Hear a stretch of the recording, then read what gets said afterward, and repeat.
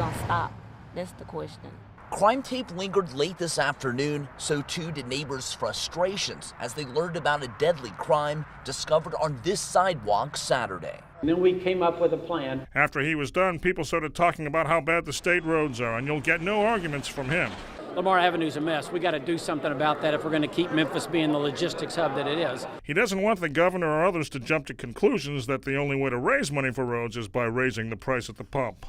In the city of Memphis, the threat of crime, real or imagined, affects nearly every neighborhood. And that's why more and more communities are shelling out their own money to pay for MPD surveillance cameras. The problem is some neighborhoods are saturated in surveillance and others are left in the dark.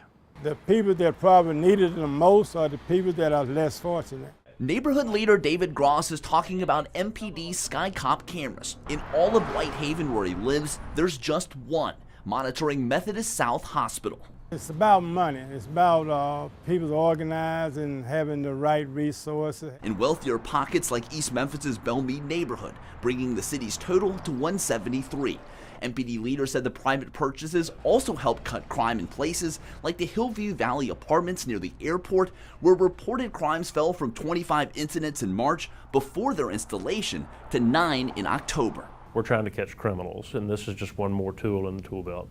Jim Harvey with MPD Information Technologies showed where all those Sky Cop camera feeds are monitored and recorded, the real-time crime center. We're looking at the river, the bridges, down here, Riverside Drive. But help is on the way to get more surveillance cameras in more places where they're needed most.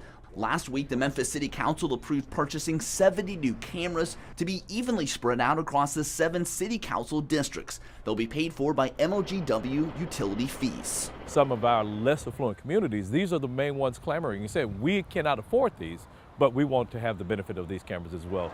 Imagine going through a door, and this is what you're facing.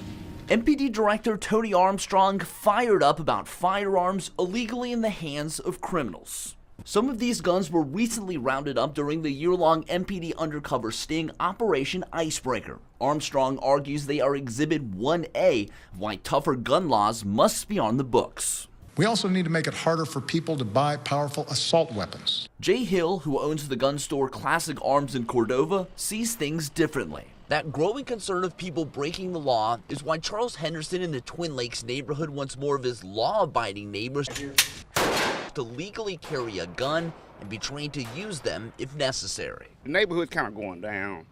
They put some low-income housing in this neighborhood, and that really brought the neighborhood down. This is one of Joseph Schnabel's mugshots, a man who authorities said has a criminal past and recently was released from prison. This morning, the Marshall County Sheriff's Office was alerted by Schnabel's family. The 37-year-old had unauthorized access of this vehicle, a Chevrolet truck with Mississippi plates, and that he may have a handgun. Again, authorities said if you see this man, to approach with caution since he could be armed. Councilmember Boyd and other marijuana reform supporters believe decriminalizing the possession of small amounts of marijuana will free up Memphis police to focus on more violent crime and free up court resources for other offenses. Not saying that I'm pro marijuana. You know, it's a way taxpayers can save money. It's a way that we can allow our young people another bite of the apple. That's why Boyd will unveil a proposal in committee next week to change the city's current ordinance and decriminalize small marijuana possession arrests. It saves our police officers time so they can focus on violent crime, not victimless crime.